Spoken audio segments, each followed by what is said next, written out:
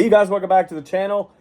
Thanks for clicking on the thumbnail. Today we're going to be doing some warm-up, of course. It is Tuesday, the 13th of January. We're going to be drawing some elephants. Let's get started.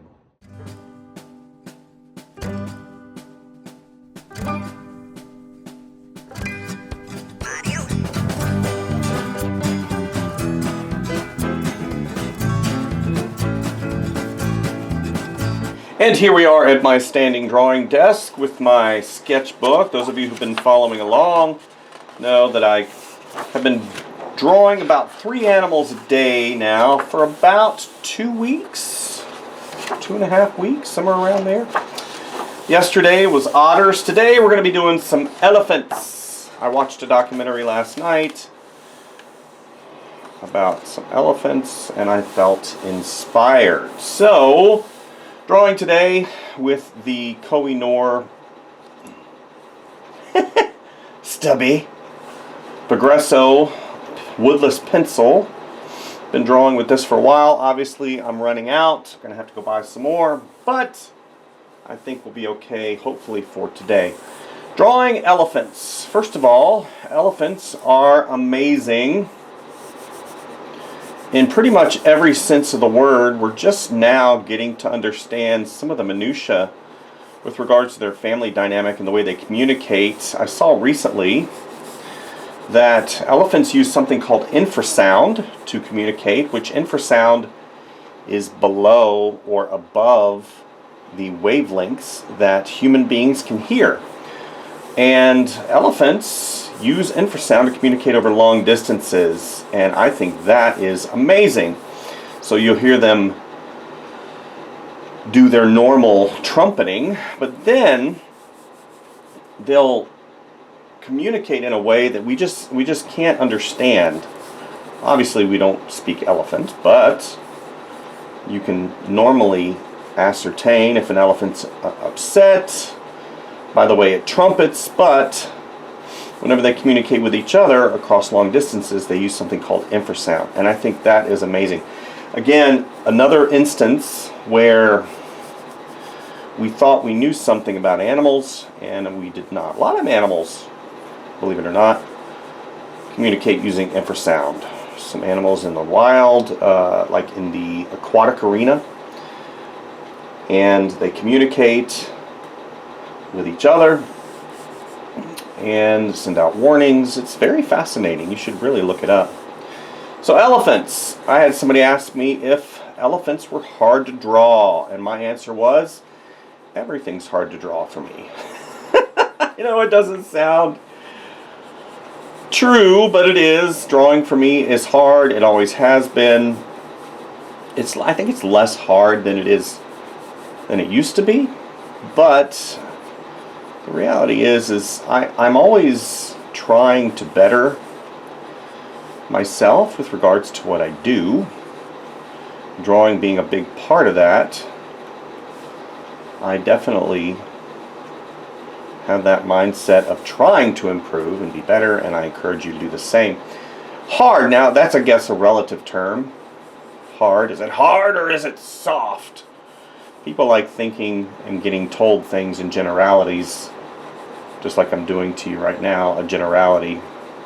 I don't know. People are different. Everybody's different. Some people like a lot of details. Other people say just make it simple and feed it to me. And that is kind of where I'm trying to get better. I'm a headliner. I don't need to know all the minutiae of the details whenever it comes to headlines. I get the gist, move on. And I think we're developing as a society that mindset that that's good enough, and it's not. So I have endeavored in 2026 to not be a headliner anymore. I had somebody that I used to work with, and it used to make her so mad. You can't just read the headlines. You're not going to get everything, all the information. You're just going to get the headline, the tagline. And I'm like, that's all I need. She was right. I was wrong. End of story. I don't have a problem with admitting when I was wrong most of the time. Unless, of course, I was right. And you keep pushing the fact that I was wrong. I'm just kidding. If I am wrong, I will admit to it immediately and move on from there. Even with my children, which my son has an amazing ability to really determine and ascertain a situation very quickly. And whenever I am a headliner, I get upset, and he's like, "No, Dad, settle down, settle down, settle down, settle down." Like we'll be in line or something at a theme park, and of course he's looking at the bigger picture while I'm looking at what's in front of me, which is all the people. I don't understand why we're moving so slow. He's like, "Dad, just chill out, bro." He doesn't say that. He just says, "Dad, we're in line. You got in line. You understand what's going on. You see it. Don't get upset." I'm like, "Fine, logic." But I really am learning to appreciate advice of others. And I definitely voice you to do the same. As long as it comes from decent, sound, I won't say doctrine, but everybody has their own belief system, I believe, nowadays, especially in the context of what's going on in the world. And I watched a really interesting, you should look it up. Look up George Carlin, Worldview Ideology. George Carlin, of course, was a comedian, 70s and 80s, very wise man. Very, very wise man. I didn't realize how wise he was until I watched this very quick snippet of one of his comedic shows, and he was talking about how identity of what you do or what you believe, if you identify it as who you are, it has a potential to really be something that is not great. So I am an artist. It's what I do. It is not who I am. And I think that in and of itself, that's why whenever somebody criticizes my artwork and says, "That sucks," I don't fly off the handle. But if I had identified it with who I am, and they criticized it, suddenly it becomes a personal attack, and it would make me very upset. And he was it's very wise man. And you have to separate, because what you do, what you quote-unquote believe, is not who you are. Now, there are identity markers, but at the end of the day, I think we all kind of struggle to find out who we are, especially as artists, and what we're supposed to be doing. I'm supposed to be doing this right now, trying to figure out where this leg goes. This is very confusing. Elephants, their anatomy, very unique, I think, with their feet, with especially their trunks, their ears, their large mass, their hearts. Very fascinating creatures. I love learning about the anatomy of animals. I just love it. Big foot right there. Yeah. So the documentary that I watched last night, I highly recommend it. It's on Disney Plus. A very interesting wildlife conservationist named Bertie Gregory. Bertie Gregory has numerous documentaries on Disney Plus, as well as some other streaming services. But for me, me and my wife were watching Disney Plus. And it was on elephants and up close. And one of the elephants that they were discussing, it was a specific kind. It was a forest elephant, and it was called a tusker. because these animals, big males, have these giant tusks that go all the way, they're longer than their trunk, and they go all the way to the ground. Of course, that puts a mark on them as far as the ivory trade. And where they were, I believe, I want to say, yeah, it was in Africa, because they ended up going to see gorillas, which I think we're going to draw gorillas next after this. So definitely stick around. Gorillas are coming. I love gorillas. But anyway, so the animals had gathered. It was about, in this huge clearing, it's about 250 to 300 elephants, forest elephants, that would convene every single day and have their socials. They talk about things. It was very fascinating. And it really kind of put me in a place of, first of all, the fact that people were actively hunting these animals for their ivory. That made me extremely sad, because these creatures are so incredibly beautiful. But it was the family dynamic, and whenever they finally showed the tusker, he was just absolutely massive, massive animal.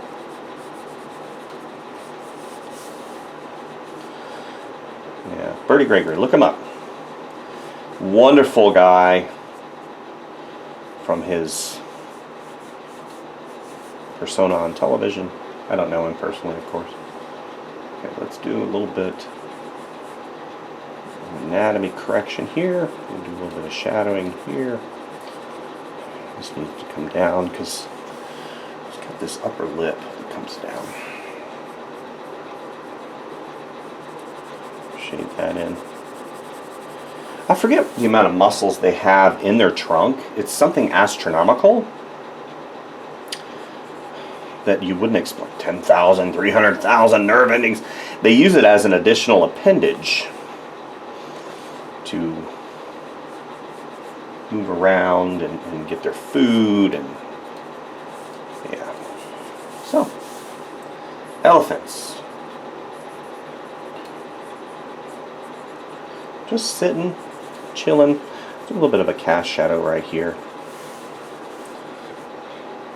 Now, I like to squint and look at the elephant and try to determine shadows and musculature.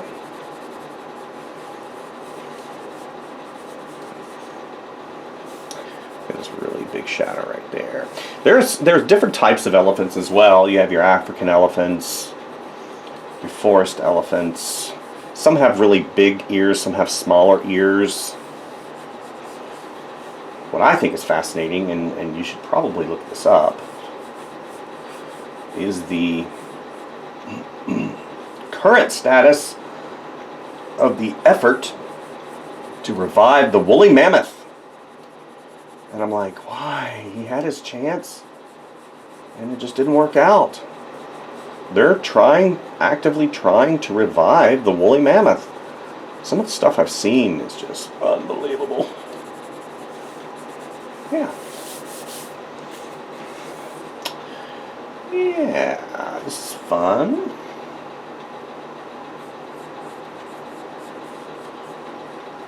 Elephants are quite dangerous too. They're territorial, especially if you get too close. But I encourage you to visit a zoo, because obviously, or if you're feeling pretty frisky, save up your pennies and go do a safari or something and see them in the wild. Otherwise, just go to a zoo. And this is our elephant. Alright, drawing number 2. I think we'll try and do 3 today, because I think that's kind of where I've been going. You see, I don't necessarily get too busy too quickly. I usually try and keep things pretty simplified with regards to shape. And then from there, that acts as a really a template for me to draw from. Yeah. Sometimes I'll put in ground plane really quick. But it's important for me to keep things relatively simplified, because you can get mired down in the details so quickly, and then suddenly you realize, oh my gosh, the anatomy's wrong, or not where it needs to be to convey the message. I think I've talked about this before. I'm a really big proponent of you doing whatever you want to do. With regards to your drawing, you want to make the trunk longer, you do whatever you want. But there will be a consequence for that, especially if you're trying to make it look realistic. It won't look like what you're trying to draw. And you could say, oh, that drawing looks wrong. But it just depends on what you're trying to convey in that moment. And I think that's important.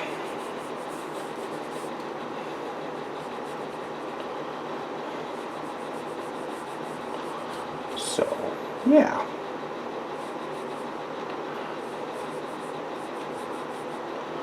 Anyway, one of the things that happened while I was watching the documentary last night is, since the elephants, something happened, I believe, something, weather, I don't remember, and all the elephants left the area. And I'm like, well, what are they gonna do? So then, pretty cool, one of the other park rangers was like, we just got wind that there's gorillas. Oh, so that's what we're going to draw next. We're going to draw gorillas. But what was really fascinating was, so they were filming this gigantic male gorilla, and he was manipulating a termite mound and getting some termites from the inside. And then he's like, I'm done with this. Fascinating thing though, whenever he left, so Birdie had his big camera, weighed about 90 pounds, and he had it on a tripod, and he had his guide next to him, and he was about 20 feet from this massive gorilla.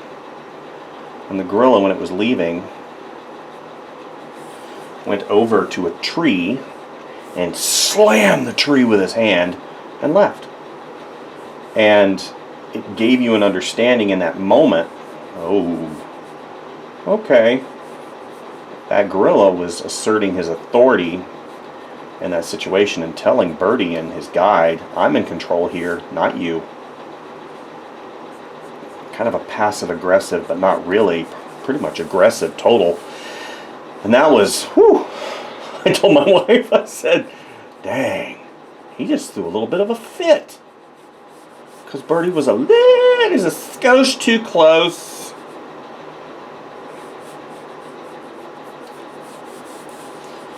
So what I'm doing now, so I'm struggling, okay? And this is something a lot of artists won't tell you.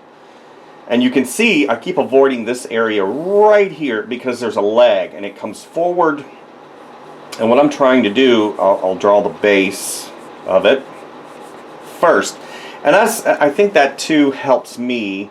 Like if I have a hand, a lot of times I'll draw the hand disconnected from the body and I'll figure out the pose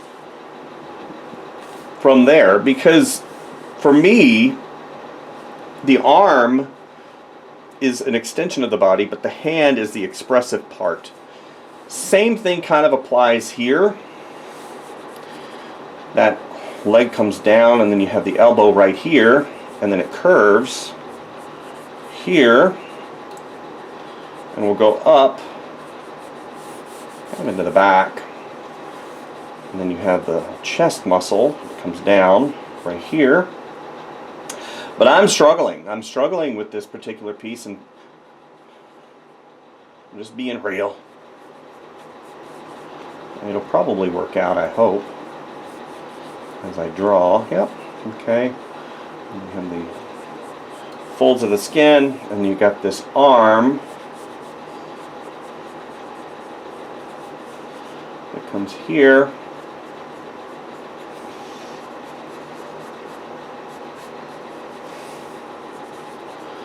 Like this.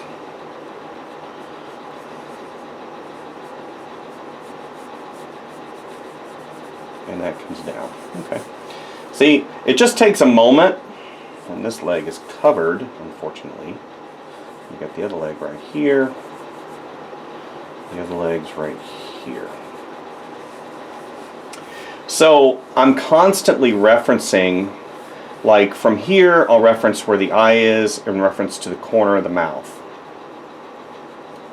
Here, the eye is placed, and you've got this underlying structure that goes like this. You're going to have a cast shadow here, and then you've got this, again, that structure. You can have a little bit of cast shadow there. And the skin is just so fascinating of an elephant. It's wrinkly, but also extremely tough. And you'll see me do this sometimes too. I'll draw through to kind of continue that line of where stuff is.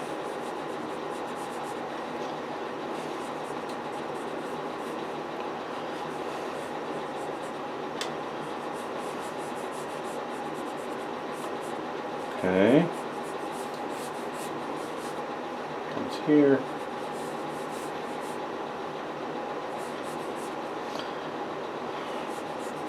Yeah, this one's hard. Of course, being a 3/4 view, kind of made my own bed with that. I chose the pose. Some poses are obviously easier than others. But like I said before, when drawing wildlife, I don't think anything is, for me anyway, is easy. Here, I'm going to go ahead and shade this in, shade that in. You've got tail right here.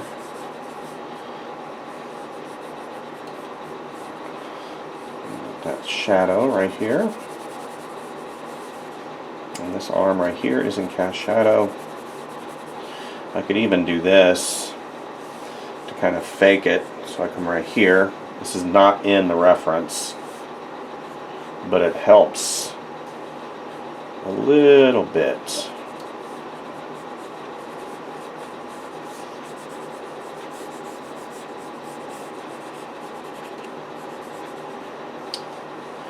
And then you go ahead and put in some of those details, and you don't have to do everything. That's why I talk about that. I talk about finished, not perfect. I talk about not putting in all the details, not putting in all the fur, not putting in all the wrinkles, not doing all of that. Just enough to tell the story. Go down.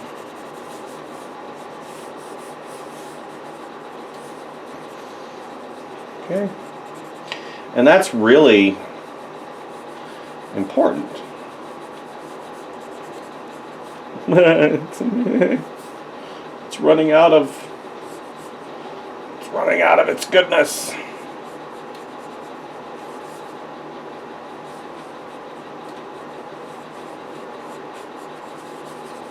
Yeah.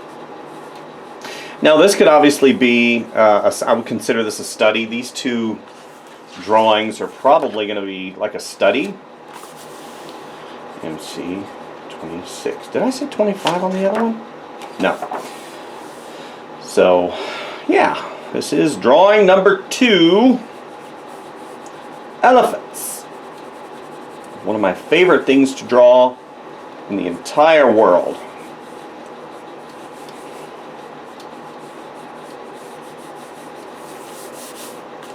I'll just do an indication. Some foliage in the background to give it some base in reality. Yeah, let's do a baby elephant. Yeah, went back through the footage, and guess what? No audio. That's always a pleasure. Trying a new camera out today, obviously mistakes are made, but Yeah, starting out with baby elephants, baby animals in general tend to have larger, more pronounced features. Humanity has large heads, big eyes, small hands, kind of a larger body, center mass, shorter appendages. So whenever I start doing baby animals, I kind of have to remember that. And even though they are smaller versions of the adults, there are just things that you have to consider. Eyes being one of them, but in this context, I did reference the wonderful movie Dumbo from, I believe, the 1930s, 40s. I think Dumbo was one of the earlier Disney movies. And I kind of went off on a tangent talking about the fact that Disney has kind of stepped into doing remakes of a lot of their classic animated features. And of course, it's a money grab. Because a lot of the newer ones, you say they're live action, but they're actually a lot of computer generated stuff. So I tend to lean towards the originals, especially those that were created with Walt Disney in the room. Yeah, I did like Lion King, though. I did say that. It was okay. My wife kind of strong armed me into watching that one, and probably so far one of my more favored live action, and I say that with tongue in cheek, is Aladdin. And that was fun. And I talk about Will Smith being a really big part of that. The writers really took care of him and the makeup and everything else. And he did a good job. Yeah, I know that he's had a challenging part in his career by his own choice. And I never want to say anything in reference to that because I don't walk in their shoes. I don't know what their life is like. So, that being said, continuing on with the drawing, of course, I talk about the wonderful documentary that I watched. I don't know where we are in the context of the video narration, but Bertie Gregory made an incredible documentary on Disney Plus. I believe it's, gosh, what is it called? Something elephants. Just type in his name, Bertie Gregory. He's an English filmmaker, and I would probably equate him to a modern day David Attenborough. Just wonderful. Lovely, lovely documentaries that come out from him, and his cinematography is incredible. I just love it. But yeah, here I am, just toiling away at this particular piece. You see I'm moving all around, and I do talk about having an issue later on. I don't know where I start doing that. I think once it goes from this video clip to the next one, we get sound back. So my apologies for that. But you see I drew simple shapes moving into the line of action, which helps give me a reference for weight. Whenever it comes to elephants, it's important to realize they are large animals, and we know that as human beings, but to be in the presence of such animal is a wonderful thing. I definitely encourage you, if you haven't been to a zoo lately, as an adult, definitely go. I don't particularly like seeing animals in captivity. I like them being in the wild. However, elephants in general have a really kind of a price on their head because of their ivory, and they're endangered. And it's hard for me not to mention that because, yeah, even in the context of the documentary I was watching, you could hear gunshots in the distance and elephants being actively hunted for their ivory. And that, of course, is against the law. So go to a zoo, look at an elephant, see that weight, the weight and mass that is involved in moving. I mean, elephants have an enormous amount of weight and mass. Maybe not so much babies, but the adults, they move slowly. And I've seen adult elephants move quickly, but that line of action helps me balance where I'm supposed to put things. Now, I'm referencing a picture, but I don't ever want to be attached to my reference so much that I can't have a little artistic license. I've said on here time and time again, it is your drawing. You do whatever you want with it. And if you want to stylize your animal, if you want to put the trunk somewhere else, if you want to combine two animals, if you want to do whatever, it is your drawing. And I definitely encourage you to do that because it'll help build that creative muscle. And I did reference creativity as being a developed thing in all of us, whether it be watching a movie, whether reading a book, just whatever it is. Creativity is something that I think is developed, and some have a natural tinge to it because, of course, their brains are a little bit different, wired different, but that is no less an obstacle. You can still develop your creativity, and I encourage you to do that. Drawing is a skill.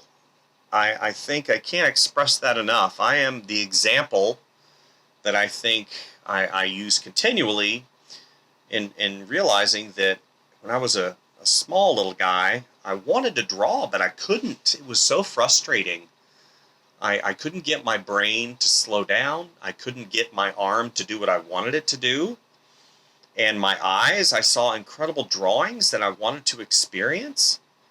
And it was so frustrating. I couldn't, and I took classes and I wanted these things to happen, and they just did not. And finally, I just decided that I was going to do this drawing thing no matter what happened. And it took me years to be able to train myself and listen to the teachers and the masters and reading the books to finally get an understanding of what drawing is. And it's basically understanding and learning how to see. So let's get back to the narration as I draw. And again, my apologies for the hiccup. Their computer in their brain is stronger and they can see things quicker. And that doesn't make them any more valuable than you as a beginner. It just makes them at a different stage of their journey. So I encourage you, if you really want to do this stuff, start today. Don't delay. Today is your day. It's time. You put it off long enough. I'm going to talk about that in my tutorial. The basics of learning to draw. Coming to a Shopify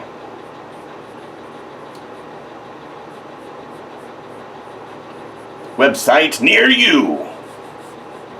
I will, of course, advertise it on the channel as well. I think this leg is messed up. It kind of goes under. That's interesting. And then it goes here, and then it goes there, because it's kind of...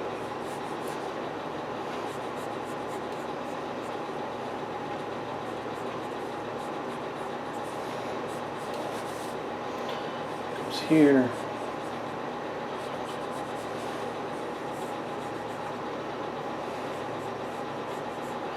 But yeah, just start today. I would go out and, you don't even need to go out and buy a sketchbook. You don't even need to do that. Just grab a piece of paper and go for it. Follow along today.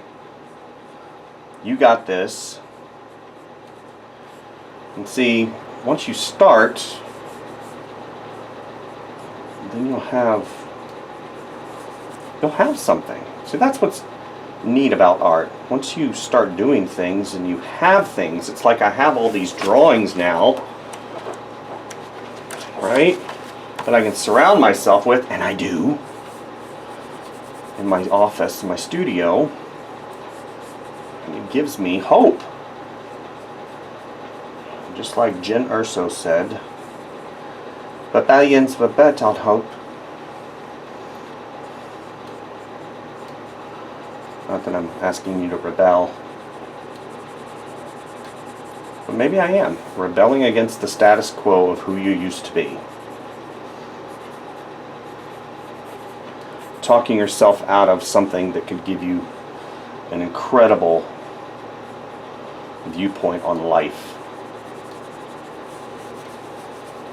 Drawing, art, creating. Giving something back, putting something wonderful into the world, even if it quote unquote sucks, you did something.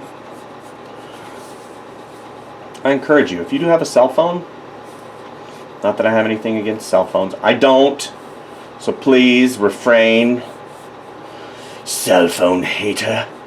I use it, I've got one. I use it a lot. Check, see how much time you spent on it yesterday. And if you were to spend half of that time learning how to draw, learning how to create,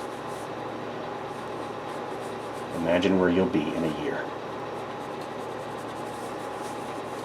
So back into yourself, guys. You are a wise investment.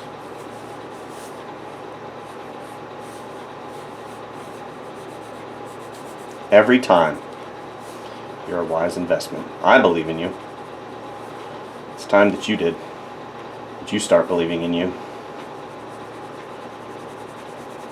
And look at that.